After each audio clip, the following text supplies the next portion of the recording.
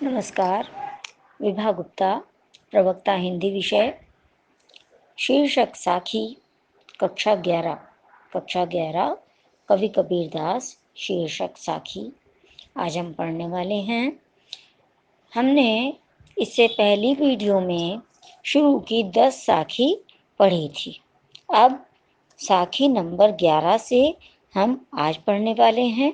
तो चलिए शुरू करते हैं। कै बिरहिनी कुमीच दे, कै आपा दिखलाई। मतलब ये जो विरहिणी है, ये आत्मा रूपी विरहिणी है और ये परमात्मा के विरह में है। ठीक है।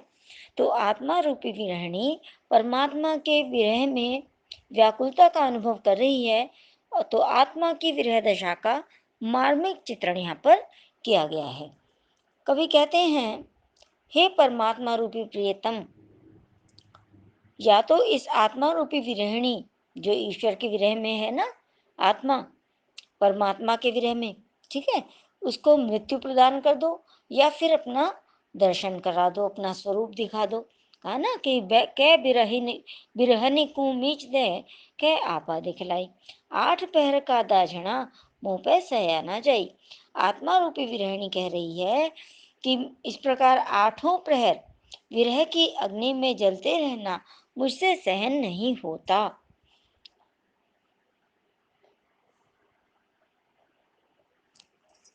आत्मज्ञान प्राप्त हो जाने पर जीवात्मा परमात्मा से विरह का अनुभव करते हुए परमात्मा से साक्षात्कार करने के लिए व्याकुल रहती है। उसी का मार्मिक चित्रण प्रस्तुत साखी में किया गया है। अनुप्रास और लोकोक्ति अलंकार है। रस शांत है। ईश्वर भक्ति जहाँ होती है वहाँ शांत रस प्रयोग किया जाता है। और भाषा कबीरदास जी की सधुकड़ी है ही। छंद दोहा है। जितने भी साखी हैं सब में दोहा छंद प्रयोग किया गया है। पूरे पाठ में कबीरदास जी की जो साखियां हैं सभी जगह, तो वो साखी दोहा छंद में ही है। ठीक है। तो चलिए शुरू करते हैं। साखी नंबर 12। कबीरा रेख सिंदूर की, काजल दिया नचाई। अब यहाँ पर सिंदूर, सिंदूर का ना, सिंदूर, सिंदूर का रंग लाल है तो प्रेम का रंग भी लाल है? और काजल, ये सांसारिक विषय वासनाएं जो हैं उनको काजल, संसार में जो आसक्ति हो जाती है, विविध विषय वासनाओं में लग जाते हैं, उसको काजल का नाम दिया है। तो यहाँ पर भी जीवात्मा को परमात्मा के प्रेम में मग्न दिखाया गया है। सभी जगह जीवात्मा को प्रियतमा और परमात्मा को प्रियतम माना गया है। तो प्रस्तुत साखी में जीवात्मा और परमात्मा का जो अनन्य प्रेम है वही अभिव्यक्त किया गया है। कबीरदास जी कह रहे हैं कि मैंने सौभाग्यवती नारियों की तरह अपनी मांग में सिंदूर की रेखा लगा ली है। मतलब प्रेम का रंग लाल है, तो मैंने, जैसे सौभाग्यवती स्त्रियां अपनी मांग में सिंदूर लगाती हैं, तो मैं भी परमात्मा से प्रेम करती हूँ, तो मैंने भी अपनी मांग में सिंदूर की रेखा लगा ली और ये मेरे प्रेम का प्रतीक है। ये लाल रंग जो है ये मेरे प्रेम का प्रतीक है और मेरे सौभाग्य का भी सूचक है। अब लाल रंग प्रेम जब लग गया है तो इसे स्वीकार कर लेने के बाद अब काजल, काजल किसे कहा? जो सांसारिक आसक्ति है, विषय वासनाएं हैं, तो उनको अपनाना अब मेरे लिए संभव नहीं है। कबीर अपनी बात को स्पष्ट करते हुए कह रहे हैं कि हर स्थल पर, हर जगह पर परमात्मा रमते हैं और हर जगह रमने वाले परम प्रिय परमात्मा जब मेरे नेत्रों में बस गए हैं, तो अब इन नेत्रों में किसी और के समाने के लिए स्थान ही कहाँ है। अर्थात राम को अपनाने के बाद विषय वासनाएं, सांसारिक आसक्ति, इन सब के लिए मेरे जीवन में कोई भी स्थान नहीं रहा, या यूँ कहें कि सांसारिक वासनाओं रूपी काजल के लिए मेरे जीवन में कोई स्थान नहीं रहा। अब यहाँ पर राम शब्द आया है, तो राम से मतलब ईश्वर, प्रभु, भगवान। ठीक है। इस राम का मतलब ये दशरथ पुत्र राम नहीं है। कबीर तो निर्गुण शाखा के कवि हैं, तो वो दशरथ पुत्र राम के बारे में नहीं कह रहे हैं। उन्होंने जहाँ भी राम शब्द कहा है, राम शब्द प्रयोग किया है, तो वो केवल ईश्वर के लिए, परमात्मा के लिए प्रयोग किया गया है। प्रस्तुत साखी में सिंदूर को प्रेम का और काजल को सांसारिक विषय वासनाओं का प्रतीक माना गया है। मतलब सिंदूर सिंदूर का रंग लाल, प्रेम का भी रंग लाल, और काजल कहा है जो संसार में विविध वासनाएं वासनाएं उत्पन्न हो जाती है, हमारा ध्यान और अनेक विषयों की तरफ लग जाता है, तो उनको कहा गया है काजल। भाषा तो सधुकड़ी ही है सब जगह, अनुप्रास और रूपक अलंकार है। तो चलिए अब साखी नंबर 13 की तरफ बढ़ते हैं। सायर नाहि सीप बिन स्वाति बूंद भी नाही, कबीरा मोती नीप जय शून्य शिशर गढ़ माही। कबीरदास जी कह रहे हैं यहाँ पर, सायर जो उन्होंने कहा है, सायर मतलब सागर, और शून्य शिखर, इससे मतलब है शून्य शिखर, ये जो कि सुषुम्ना नाड़ी के ऊपर स्थित ब्रह्मरंध्र। मतलब जब साधक पूरी तरह से ईश्वर की ओर उन्मुख हो जाता है, उसका ध्यान संसार में इधर उधर नहीं भटकता, वो स्थिति कही गई है। ठीक है। और गढ़ जो है वो शरीर है, शरीर रूपी किला। तो मुक्ति रूपी मोती की उत्पत्ति के विषय में बताया गया है कि मुक्ति रूपी मोती की जो उत्पत्ति होती है वह शरीर रूपी किले में सुषुम्ना नाड़ी के ऊपर ब्रह्मरंध्र में स्थित होती है। ना तो वहाँ समुद्र होता, ना सीपी होती, और न ही स्वाति नक्षत्र की बूंद होती। फिर भी वहाँ मोक्ष रूपी मोती उत्पन्न होता है, क्योंकि साधक ऐसी स्थिति में होता है कि उसका पूरा ध्यान परमात्मा की ओर उन्मुख हो जाता है उस समय है, और एक अद्भुत ज्योति का दर्शन साधक को होता है। सामान्य रूप से हम ऐसा मानते हैं, प्रसिद्ध है ये बात, कि जब समुद्र में सीपी होती है और सीपी में स्वाति नक्षत्र की बूंद गिरती है तो वह मोती बन जाती है। लेकिन ब्रह्मरंध्र जो है ये एक ऐसा अद्वितीय स्थान है जहाँ पर समुद्र, स्वाति नक्षत्र की बूंद और सीपी कुछ भी नहीं होती, इन सब का अभाव होता है, और तब भी मोक्ष रूपी मोती उत्पन्न होता है। मतलब मोक्ष रूपी मोती जो उत्पन्न होता है उसकी उत्पत्ति जब होती है, जब साधक पूरी तरह से एकाग्र भाव से परमात्मा की ओर उन्मुख हो जाता है। मोक्ष प्राप्ति की ओर संकेत करते हुए गढ़ को शरीर का और मोती मोक्ष का प्रतीक बताया गया है। इसे और स्पष्ट करें तो हम कह सकते हैं कि सीधे सीधे समझें कि जो मोती बनता है तो सागर में सीपी होती है और सीपी में स्वाति नक्षत्र की बूंद होती है। वो बूंद गिर के मोती बनते हैं, तब मोती की उत्पत्ति होती है। लेकिन यहाँ जिस मोती की बात कर रहे हैं वो है मुक्ति रूपी मोती। मुक्ति यानी मोक्ष, मोक्ष रूपी मोती की जो उत्पत्ति होती है वो बड़ी ही विचित्र है। उसमें ना तो कोई सागर होता है, ना सीपी होती है, और ना ही स्वाति नक्षत्र की बूंद होती है। कबीरदास जी इस बात को और स्पष्ट करते हुए कह रहे हैं कि जब साधक पूर्णतया ब्रह्मरंध्र में लीन हो जाता है उस समय मुक्ति रूपी मोती की उत्पत्ति होती है। मतलब तब मोक्ष की प्राप्ति होती है। 14वीं साखी शुरू करते हैं। पानी ही ते हिम भया, हिम हुए गया बिलाई, जो कुछ था सोई भया, अब कुछ कहा न जाए। देखो सीधी सी बात है, पानी से बर्फ बनता है, बर्फ पिघलकर पुनः पानी में परिवर्तित हो जाती है। मतलब कबीरदास जी जो है यहाँ पर ये बात स्पष्ट कर रहे हैं प्रस्तुत साखी में कि जगत की उत्पत्ति, स्थिति और प्रलय, इनमें एक रूपता है, इसमें एक रूपता को स्वीकार किया है इन्होंने, है ना। जैसे पानी बर्फ बन गया और वही बर्फ पिघलकर पुनः पानी में परिवर्तित हो जाती है। तो यही स्थिति आत्मा की है। परमात्मा से बिछुड़कर आत्मा इस संसार में आता है, और जो मृत्यु की स्थिति कही गई है, अंत में उसी परमात्मा में वो आत्मा विलीन हो जाता है। जगत की उत्पत्ति, स्थिति और प्रलय में मान लीजिए नाम मात्र का ही अंतर बताया गया है, तीनों का मूल रूप एक ही है। मोक्ष की भी यही स्थिति है, आत्मा परमात्मा की यही एक रूपता है। प्रस्तुत साखी में कबीरदास जी ने अद्वैतवादी दर्शन पर अपना विश्वास प्रकट किया है।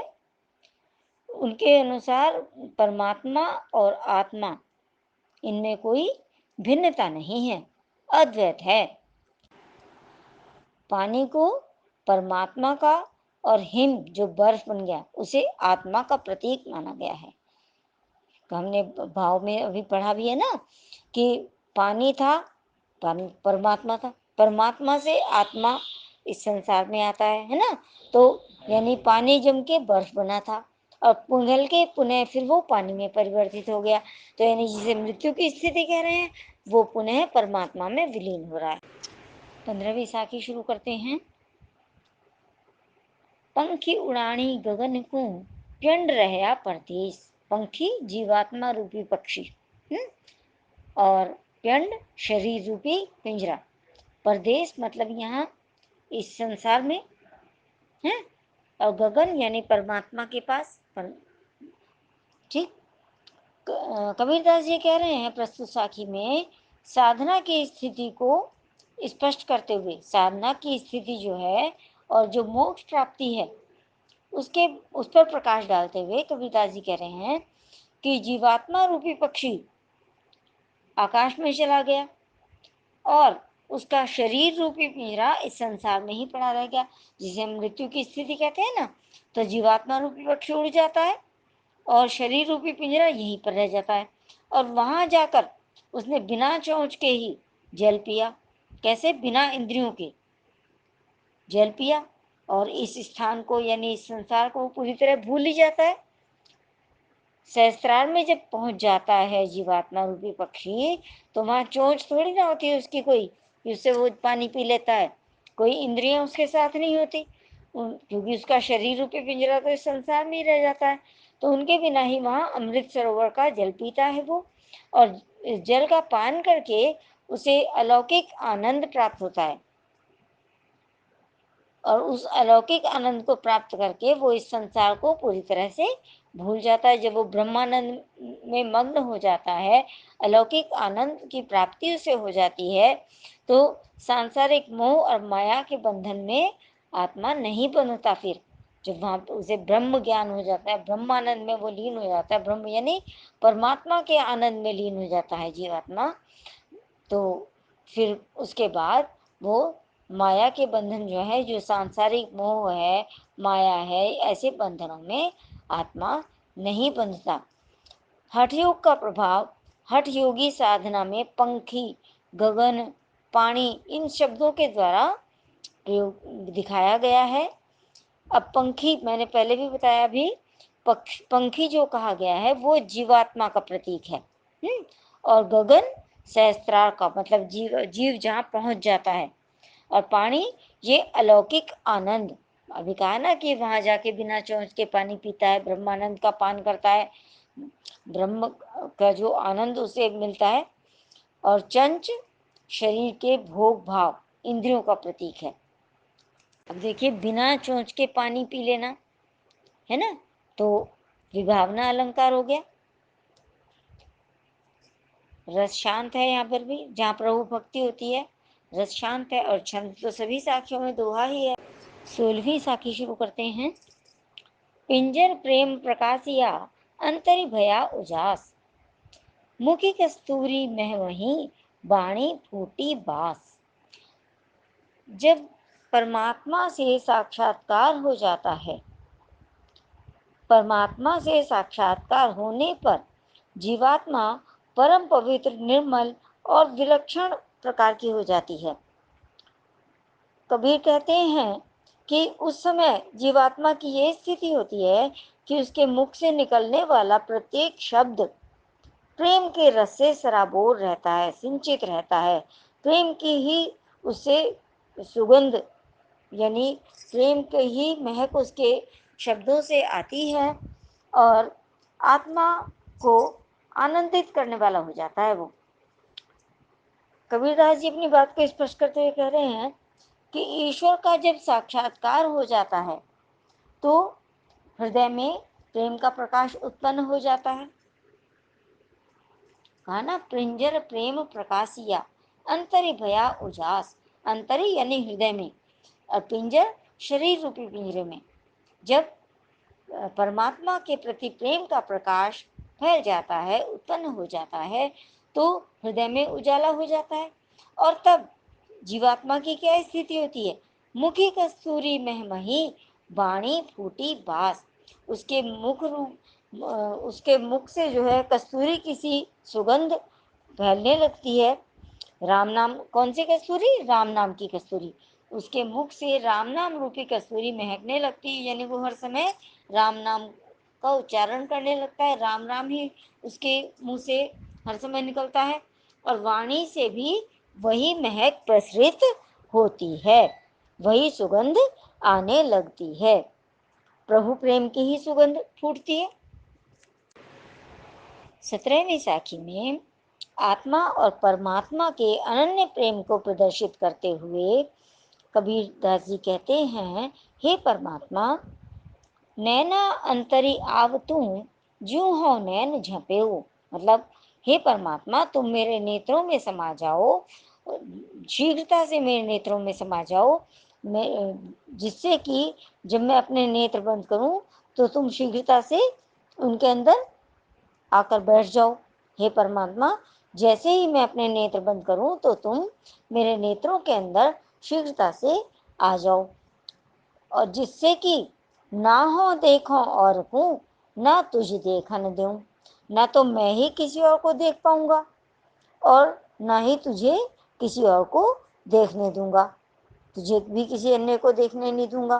तो कवि स्पष्ट करना चाहते हैं कवि यहाँ पर कि आत्मा और परमात्मा दोनों एक दूसरे के प्रति अनन्य प्रेम भाव रखते हैं, और यही प्रेम की पराकाष्ठा है, चरम उत्कर्ष है, कि जिससे प्रेम होता है तो अपना पूरा ध्यान उसी की तरफ रखना चाहते हैं और उसका पूरा ध्यान अपनी तरफ।